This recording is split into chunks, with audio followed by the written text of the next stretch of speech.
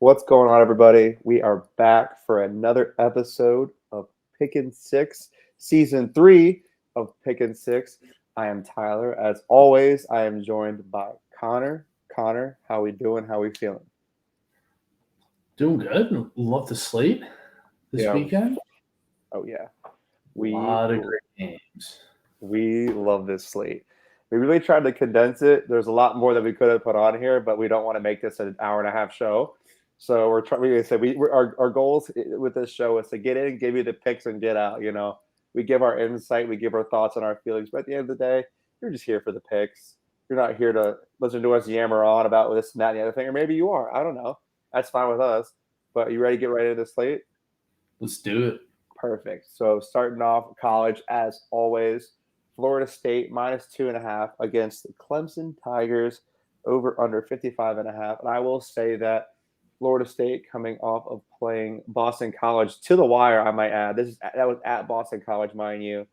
I think this is like, I don't know if you would call it an overreaction line, but like in a way it is. And I will say this is Florida State going to Boston College to play them during the red bandana game, which means more than you could ever imagine. And Clemson, a 2-1 Clemson team that, they hung on FAU, but they got beat by Duke, and they were in a dogfight against, what is that? I want to say Charleston Southern, yeah. And I don't know. What are your thoughts here? I think Florida State is just too talented. They didn't there were external factors in the red bandana game. And Boston College always has that one home game. They stick around when they definitely should not. Yeah, they've done it to Clemson too. Talented team, and it was like I don't want to say weird, but it felt a little too premature in the season to have like an in-conference matchup in a way. Mm-hmm. So I just think kind of those factors. I think it was more so like a wake up, like, okay, Florida State kind of pulled one out that they may or may not, like they could have lost that game. I think if things swung in a different direction, but it could be a turning point in their season where they say like, okay, we got away with one, but now let's actually like put our feet to the pavement and really take a crack at it. Like they've been already accumulated, I think, 18 touchdowns on the season, 10 in the air, 8 on the ground. Like I think they should be able to cover this one. Yeah, I mean their quarterback, and I'm blanking on his name, and I do apologize to everybody, but I know that he's Travis. I know that he's on the short list already for the Heisman this year, and like Florida State is like could be the front runner in the ACC altogether. Including North Carolina, but Florida State really is the team right now. They have since recovered from their post-Jimbo Fisher days, and they're looking like a formidable team. Clemson has not shown me anything yet. Clemson has not really played anybody. I mean, they did play Duke, which they're looking actually like a team. They got some players over there. I mean, they lost 28-7 to Duke.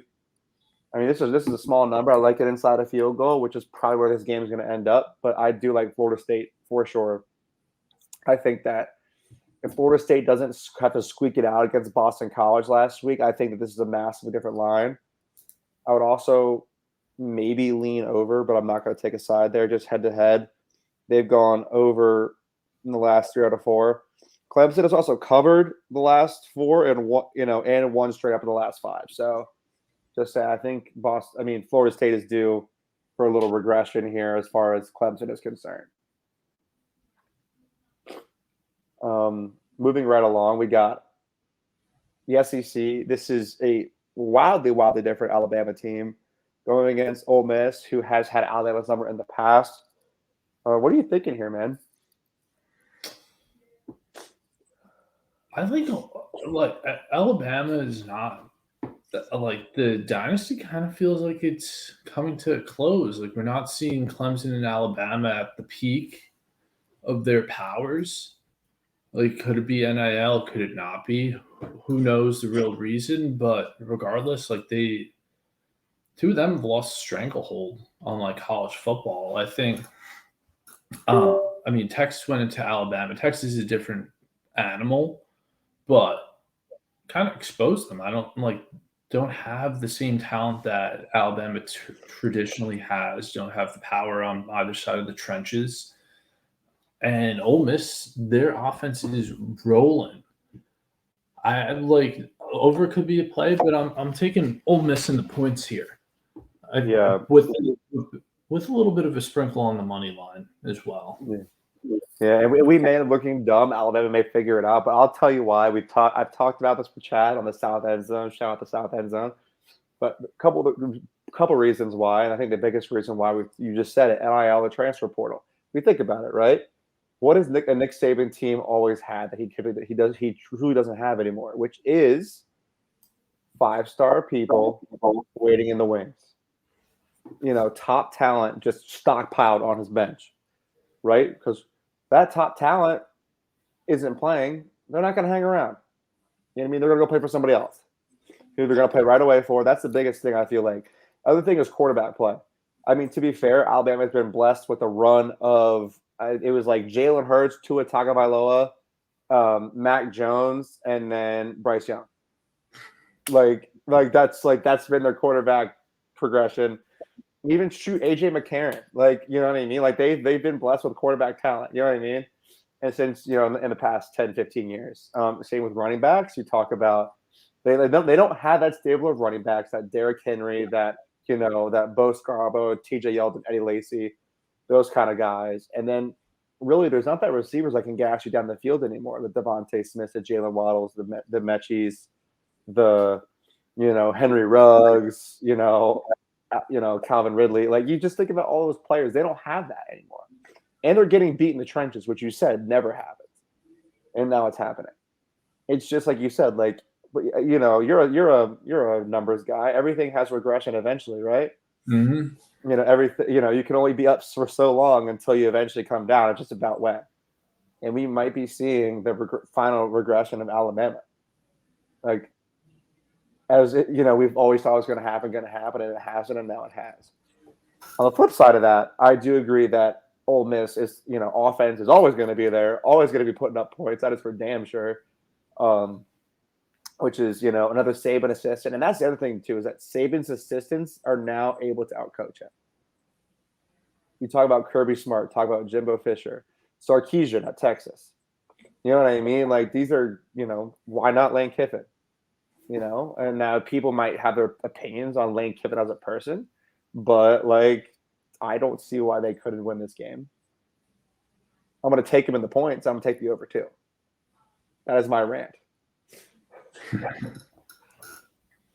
Yeah, that's how I feel. I mean, but yeah, I'm with you. Ole Miss +7. We may look, Alabama may show up, and that's fine. But until then, show me Alabama. Show me. Now this game, which I think this number is very accurate for what could potentially happen if they don't show up or figure things out. Is Oregon -21 against Colorado. It's under 70.5, which unfortunately does make sense. It is, unfortunately without Travis Hunter, which I think impacts this line gratefully. But what are your thoughts here? I can't tell a side on the spread because I could see a scenario where Oregon just blows the doors off Colorado and kind of gives it that shock and kind of puts a little bit of a hold on the hype train. I'm not saying like Colorado's dead and gone, but kind of I think we touched on it briefly last week, but like their schedule for the next, I think it's 5 weeks, is loaded. Like they're playing Oregon this week. They have, I think, Caleb Williams next week or the week after. They play UCLA, who's a solid squad this year, and I think they also play Utah. Like obviously all conference games, but like they're a young team that has one returning guy from the previous roster last year before Prime took over. Like it's just a little bit crazy. You're not going to have Travis Hunter for this game, so both on offense and on defense, I think it's certainly like a big loss for the team as a whole. I'd be inclined to lean on Oregon, but I'm official pick's going to be the under on this one. I think I don't think we're gonna have the Pac-12 like shootout that this total suggests. I feel like Oregon's probably going to be able to put up some points, but I feel like Colorado may fall flat in this one. Yeah, I feel bad, and yeah. So Colorado's schedule goes: they go Oregon, and they go right to playing USC, and then they go Arizona State, Stanford, then UCLA, Oregon State. So then I think they play Utah. Yeah, they play Utah in the last game of the year. So either way, this Pac-12 schedule is not easy for them as like a team that has totally revamped themselves. Like you said, they have like I think three scholarship player. Would you say like three scholarship players from last It year? was one that returned. Could be Oh, it more. could be. I think it's three at most. Three players that were like on scholarship last year that came back. Well, I know one of Yeah, them is the safety. yeah. Um, There's like one white DB. yep, yep, and that's him. He's the one that was on the team last year. But yeah, I think losing the presence of Travis Hunter on both sides of the ball is what is going to make a big difference for them. I wish this number was like the total was not as ridiculously high as it is, but Colorado's given up as many points. Mm-hmm. It's a matter of can they score this many points without their go-to guy. I don't know. I'm going to stay away, but I'm going to be interested to see how it turns out. Now, this is one I was talking to you on the our little pre-show chit chat. You have Tennessee Volunteers who went and lost in a swamp to Florida. Be that as it may, that's not a big deal because, like I said, Florida the Swamp is a beast all in of itself. But they're playing UTSA, right? University of Texas San Antonio, which many people may not know, but UTSA in the past has been a covering machine. Now, to be fair, they have not covered yet this year, but they've been actually been handed some ridiculous lines like -14, -7 is a little tough. They did lose straight up to Army last week. But I mean, the way that Tennessee has got out against some of these teams, they were down 6. They were down 6-3 against Austin P. At home. So I mean, this might be me just like overreacting. Might be Tennessee by 40. But what are your thoughts? I don't know if Tennessee will be able to dice up the UTSA defense. Like UTSA is like kind of fringe top 40 in the country, or in terms of pace of play. Like Yeah. there's going to be a lot of snaps in this one. I just don't. I think there'll be a lot of punts on Yeah. like down and outs in this one. I'm going to lean under.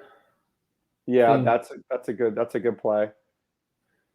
because UTSA, as you mentioned, typically a cover machine, have not done well against the spread so far this season with some weird lines. But it could go either way. I think they could just not. They could put up maybe like a field goal and a touchdown for all we know. Tennessee covers and puts up like 35. Yeah.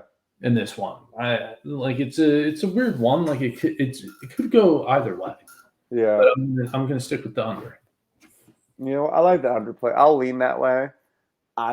There's so much in me that wants to take.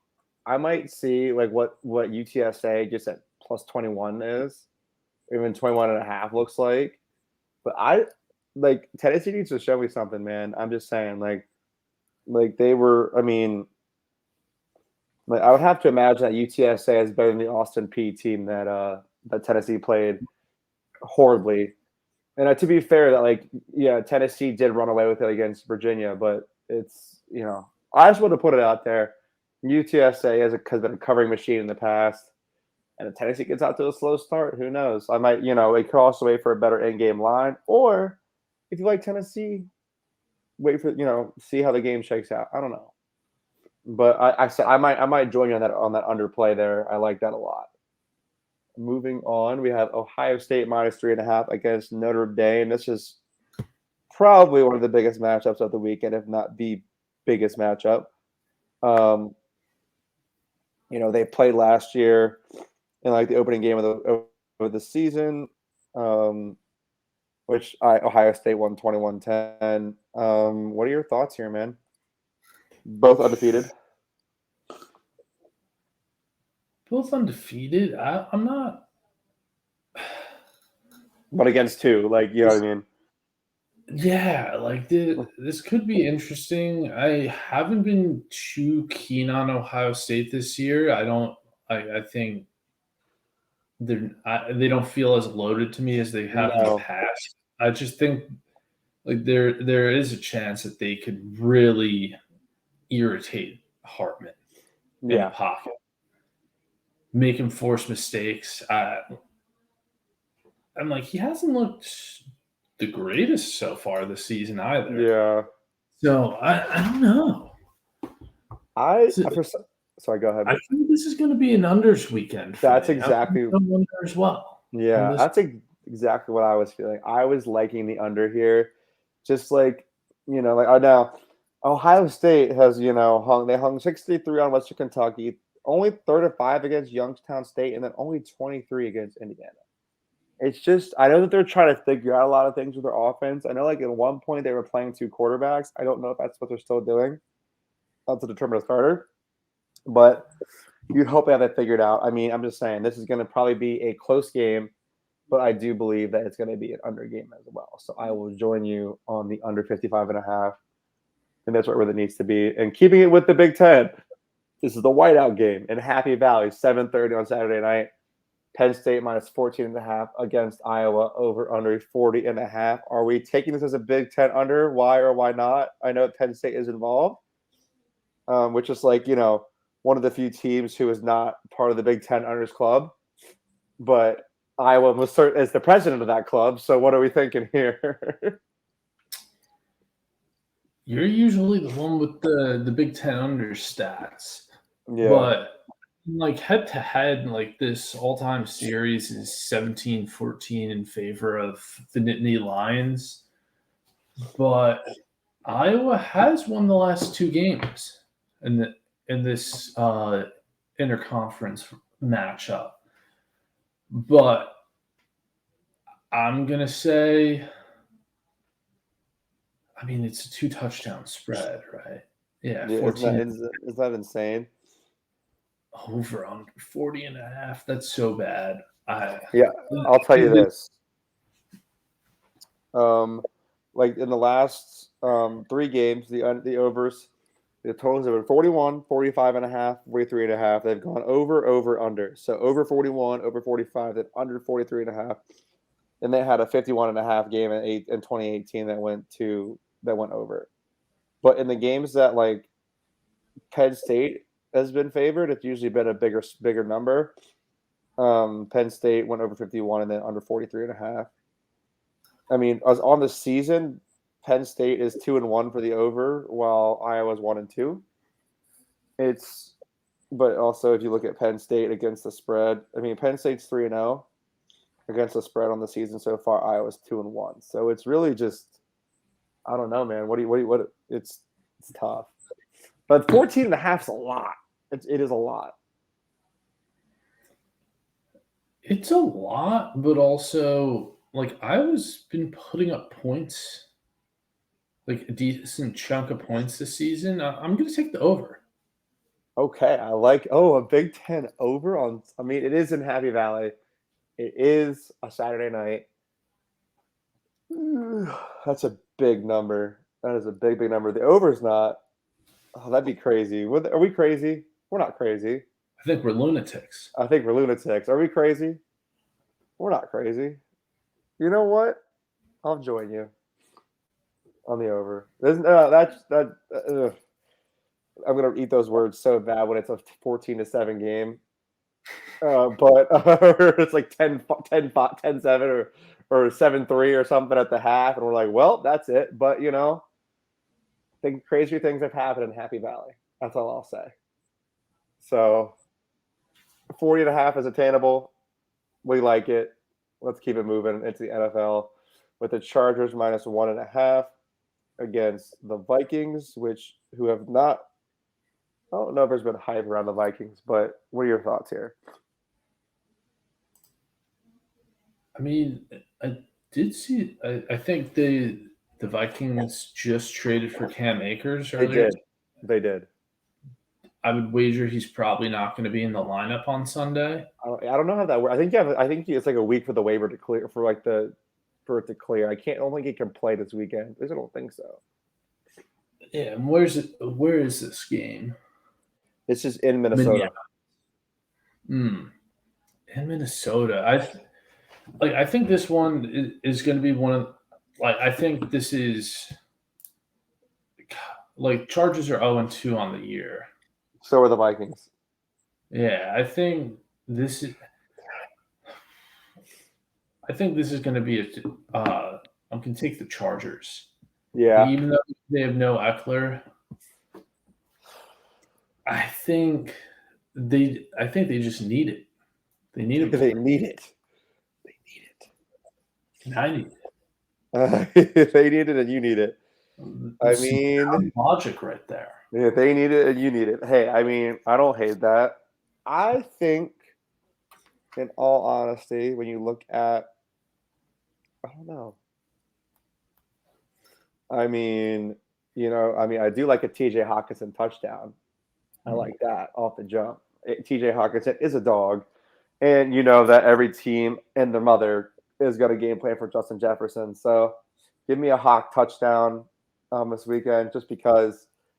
And then honestly, I feel like the Chargers are like a decent over team, even without Eckler. I feel like their defense just gives up points. Oh, you know what I mean? Like their defense just does not stop people. And the Vikings, the Vikings put up, what was that, 20? What was it? That was 20. They put up 28 against the Eagles. So, I mean, I like the over here. The Chargers have gone over in the last 2 games. So, give me the over in this one. I'll take the over 53.5. I know for an NFL game, that's a big number. But I think it's completely possible. So, give me the over 53.5. All right. What do we rematch the Super Bowl 2 years ago? The Bengals are still favored, a -2.5 against the Rams with what was that? Nakua, who's just been balling for them so far. Puka Nakua. Yeah, dude, what a dog, man. He's got I think he's already got 100 receiving yards in the season. His first 2 games, or he's got was it 100 in both games? So it was like something crazy like that.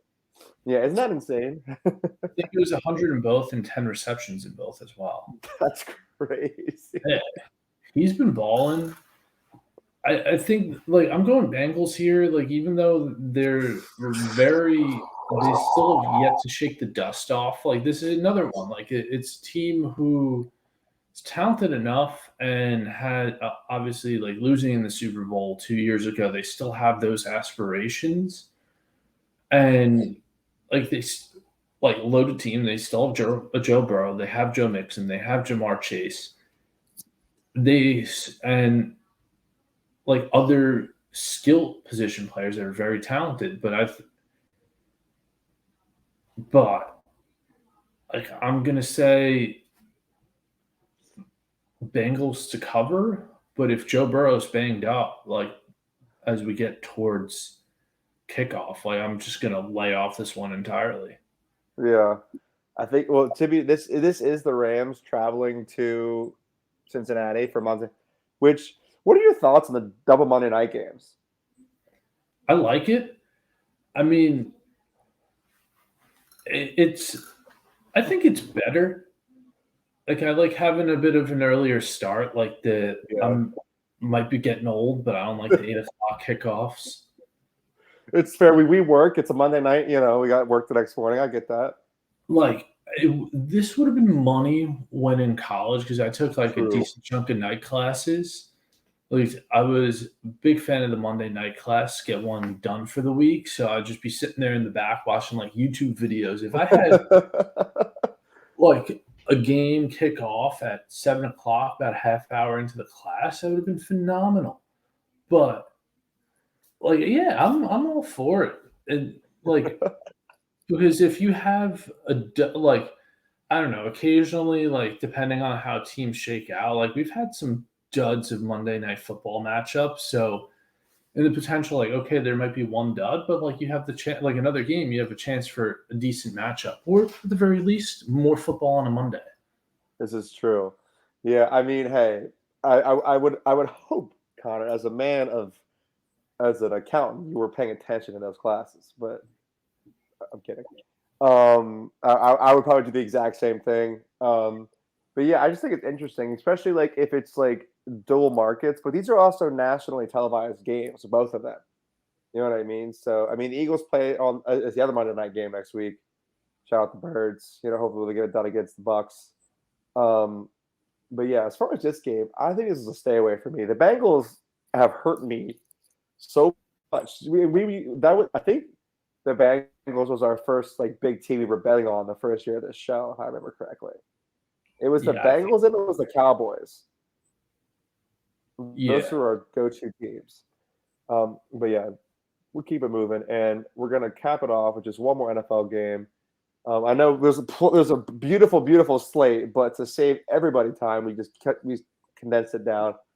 Um, the Dolphins minus 6.5 against the Broncos, over under 48.5. Dolphins inside a touchdown is a hammer for me right now and like just the I know that the Broncos had to lose the way they did to Sam Howell last Sunday with the spectacular touchdown, only to not get the 2-point conversion. But the Dolphins are looking primed to win the division. I definitely think they're going to win this game. Um, yeah, give me the Dolphins minus 6.5. like I don't know what to make of Denver. Yeah, I know, right? Like, they should be decent. They have Russell Wilson, but like, Like their roster isn't bad. Like I yeah, think you can typically rely on a pretty solid Broncos defense. yeah, Yeah, like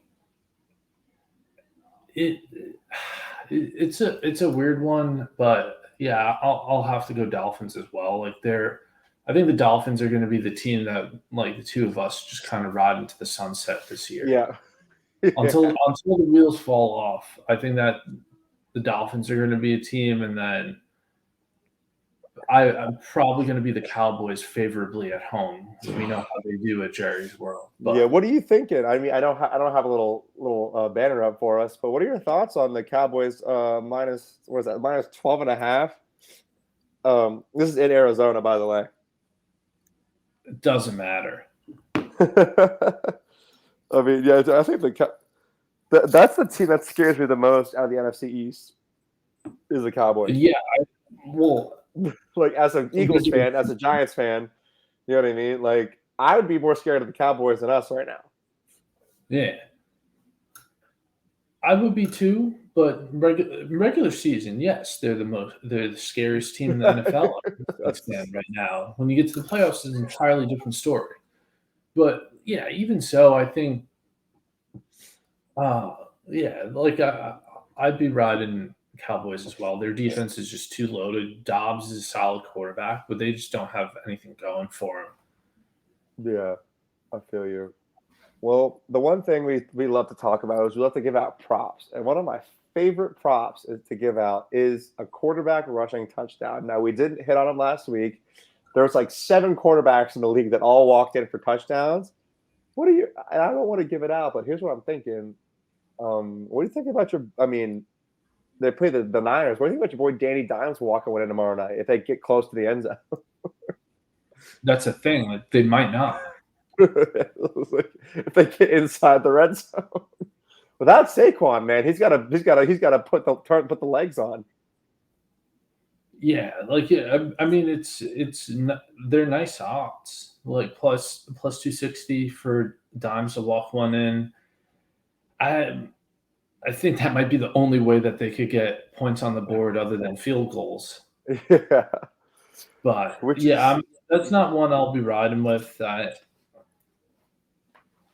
yeah, think, yeah,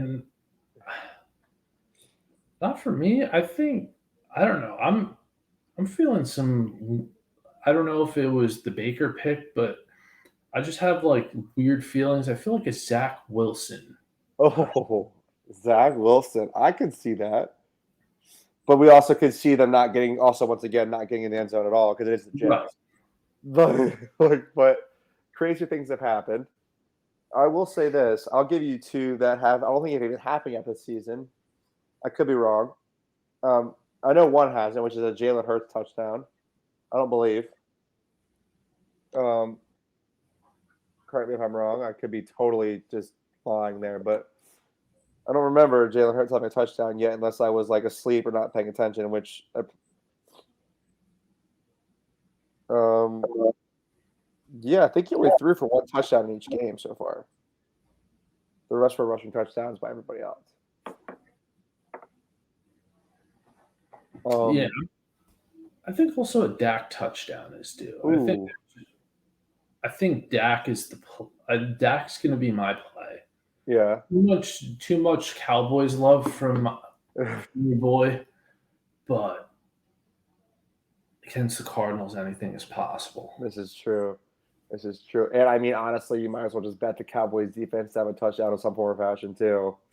Like, those are probably great odds. I mean, even though like they're probably the best scoring defense in the league right now. Hey, but it is what it is. I'm trying to think any other props I wanted to give out before we get out of here. Jordan Addison over receiving yards until the book start to respect him is a great line. Until like the books, I mean, I'm pretty sure they already have, but until the books really juice his odds, I would just keep going to that well. Because he's like at 39, he's putting up like 60 to 70. And then Josh Allen has not gotten in the end zone yet. No, he's another one that's a possibility. People are gonna not think about it, and I mean, and then yeah. So I mean, anything's possible. We love our quarterback rushing touchdowns here at Pickin' Six, but that is all we have for you guys tonight. We appreciate everybody for sticking around. We appreciate everybody for liking, for commenting, and subscribing. We hope that you like what we're doing. If you don't, tell us. If you do, tell us. You know what I mean? And then make sure to follow us on Twitter and Instagram @_PickinWinners. And I hope that everybody has a blessed night. Connor, you have anything for the folks? That's everything. Let's make some money. Let's make some money. I hope that everybody has a happy, healthy, and safe weekend of gambling.